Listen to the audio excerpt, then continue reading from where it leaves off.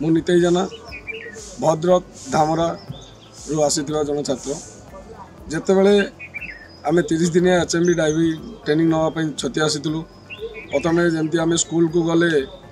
निशा द्रव्य पाठ पढ़ा जमी पिला गोटे पाठ पढ़ले निशा द्रव्य निहे ना सेमती आम छतिया डाइविंग ट्रेनिंग जिते आसिले